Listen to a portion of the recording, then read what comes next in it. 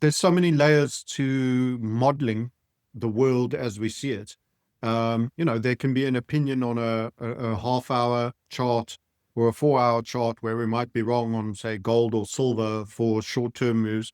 And then there's the grand macro in terms of the direction that we are taking and where that ends and how that is progressing. And I wish to be more wrong there because we set a very low bar of expectation for the quality of life for future retail people and everyday man in the streets category of people. We're in a debt-based collapse. The United Kingdom has pushed itself to the front of that queue now, almost ahead of America with recent interest rates developments and an extreme socialist, far left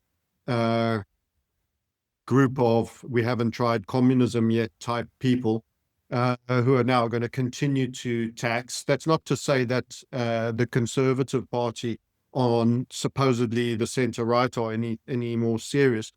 But when you have a World Economic Forum member as your prime minister, as is the case with many nations, by the way, they will bring about the global communism that is desired.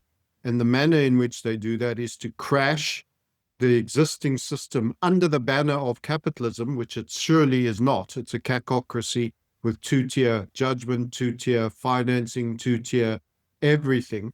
They'll bring about a crash that will make everybody reliant on state, and thereby they will dictate the terms by which the statists will engage with you, very much with the whip handle in their hand and you on the receiving end. And this continues to accelerate. A silly news example is Elon's not doing his third political party and is likely to back Vance for the following. That is Peter Thiel's little political protege that he's funded. Don't forget Thiel and Musk were PayPal. Don't forget to get involved in a payment business, which involves the cooperation of all the major banking licenses across most nations and the central banks. You have to be cleared for that level of business development, let's just say.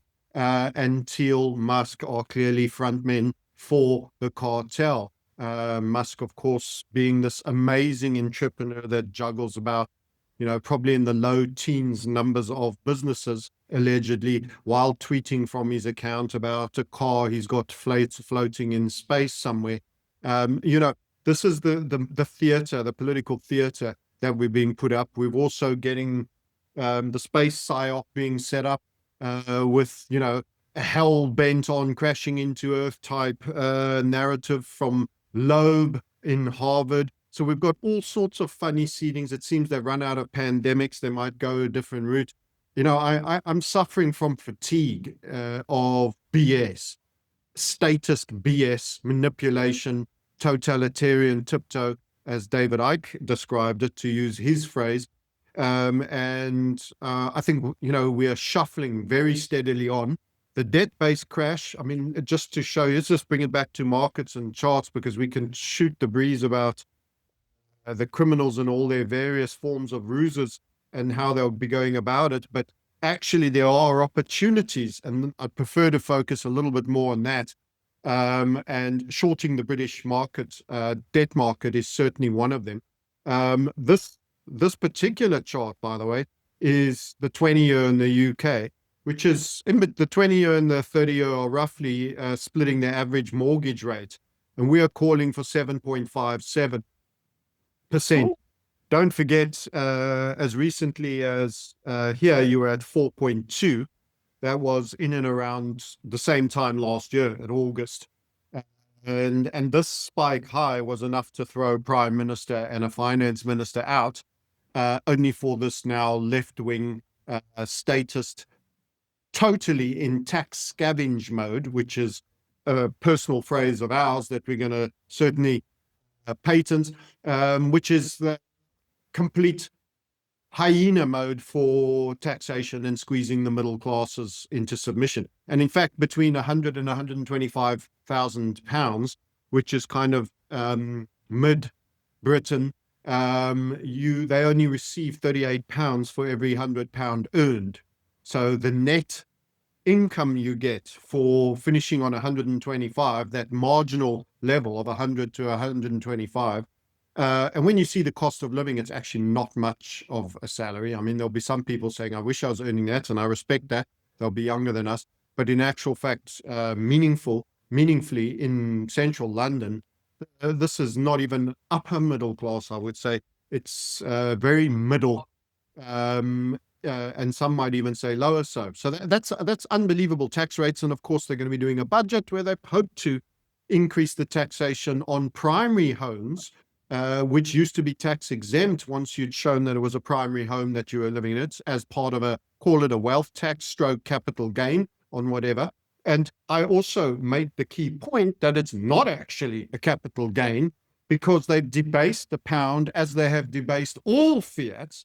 And the true debasement is reflected by gold. And in actual fact, I would put it forward that the London property market probably tapped out in the subprime 2006, 2007, when divided by gold ounces. And we can actually do the chart on that if you were so interested.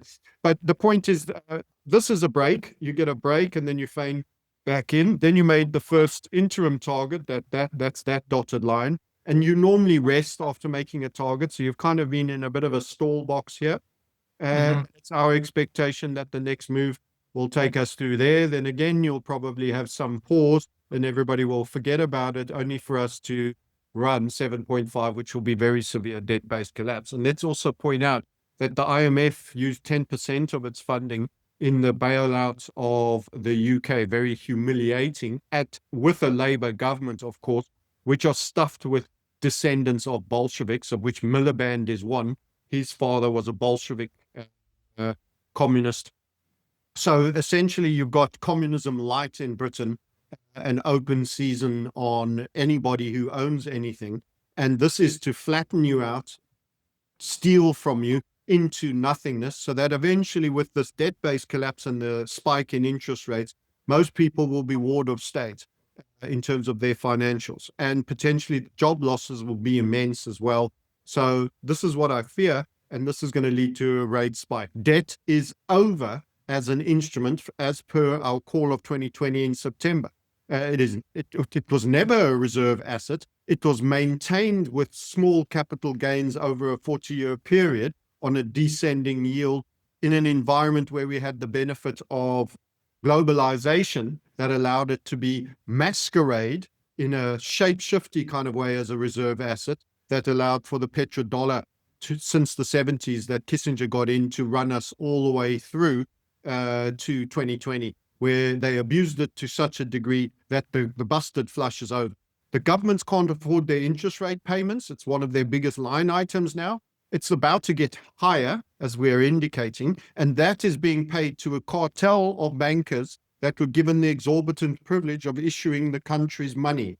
Hence why they so want to flip Iran and ensure that they have a central bank. They become the lucky winners of exported democracy and a central bank, which is this privately owned company that has this unique privilege of being the one to issue the currency of a nation and put all its citizens immediately on hock for the debt, and then subsequently overspend, which creates inflation, expands debt, and then say, hey, you owe us. This is loan sharking done on an industrially high level scale by co-opted politicians that are compromised through blackmail in any number of ways. Yeah. I'm glad you said that. Absolutely.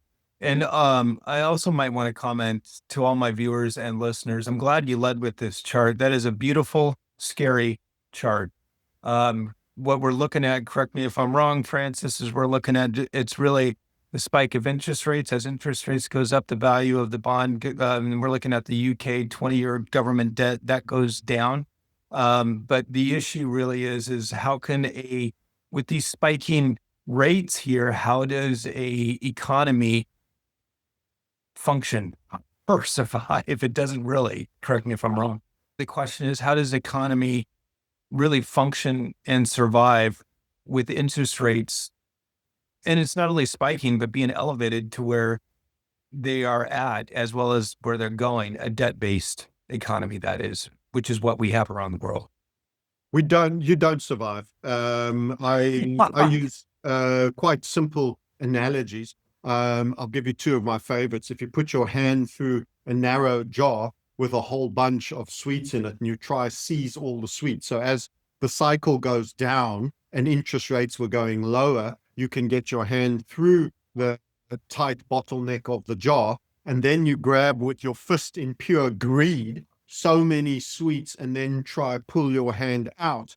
You won't be able to get the claw full back out, on the basis that we loaded up on debt on the way down when it was affordable and cheap, and the cheaper it got, the more we loaded up on it, with the everybody knowing that when the cycle eventually turns, which it would, and the debt values start to go down and the rates start to go back up, the unaffordability of said rates would occur. Everyone could see it ended here, that has a modicum of economic awareness, and we just needed the final fake narrative and economic event to create a surge in the lending to push us in a very, very clear-cut way across the line of affordability. And we crossed that line of affordability. And Yellen very much signed off with "after me the storm," kind of like Louis XV. You better bring in emergency measures right away. Hence all the huff and puff about doggy that never was, or not to any meaningful degree.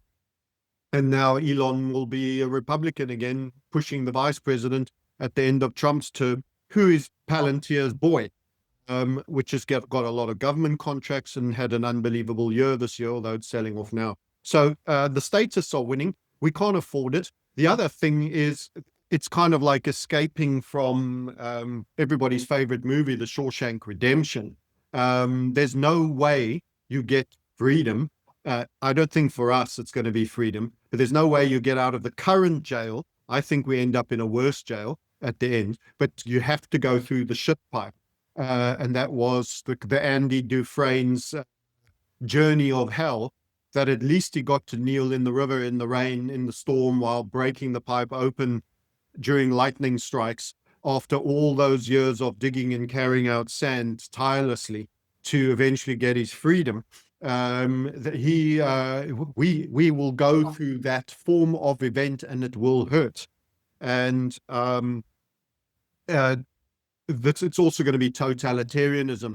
That's why they are slipping in all this grid, trying to curtail movement, martial law, lockdowns, curfews, all forms of things when people get angry are going to occur. Don't forget they've been bringing in fighting age males without any sense of family, no woman, no children, into Europe and America, the West particularly, during this period. And when their welfare gets switched off, I wonder how and why their parcels are awaiting these people, and what kind of parcels that the military industrial complex has provided, the MOD in Britain, why that would be happening. Are these people being prepared to become some sort of UN white hats or blue hats, or will they be, citizen riotry, rent a crowd?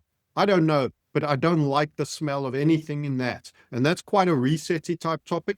So bringing it back to the markets, the debt markets will have to jubilee out and fail.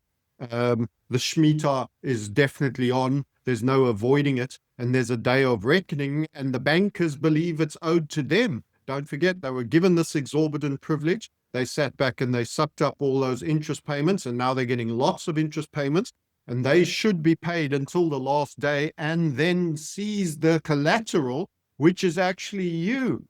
You are the tax income streams and your own things that you believe you own. Remember, property, you pay property taxes. So if you really owned it in full, why would you still be paying some form of a rental to other people? So I fear for us in terms of, funny, that essay that came out by a young Danish girl that happened to be all about owning nothing and being happy, and how, don't worry, your rentier society will just be perfect. You don't have to worry where everything is. There'll be a car when you need it. There's an app for that. etc., etc. So it's a dangerous trajectory, and I'm afraid everything that keeps happening shows me that there's insufficient number of people that truly understand that Elon Musk, Donald Trump, you didn't just vote white, right? The good guys aren't on your team. They are uploading the digital surveillance under the right-wing banner that as part of the reaction to the problem that the left wing brought all the immigrants in for. And they're both working together like one ping pong bat hits a ball to another one. And you're sitting bouncing in between and going, red bat, blue bat, red bat, blue bat, like an idiot. And I'm afraid the world is made up with too many idiots. I also have fatigue for explaining patently obvious things to people that think they've voted themselves freedom and they should be sticking to the plan and Donald Trump's their guy and all of this. So, we are where we are because there are enough stupid people that aren't reacting and aren't doing enough to undermine the likes of Blackstone and BlackRock, which will be there, don't worry, UK people, to help buy your property at that super low price after the rates have spiked, after everything has crashed, when you're desperate to get out and you're now in negative equity and you're going to end up with a ball and chain paying off some bank forever and a day and not owning a home anymore. Don't worry. BlackRock and Blackstone will be there to buy your property and rent it back to you at a market-related, rate, which will definitely take inflation into account, which they and their friends have helped bring about. So inflation is a weapon, and we're about to go into the accelerated version of the weapon.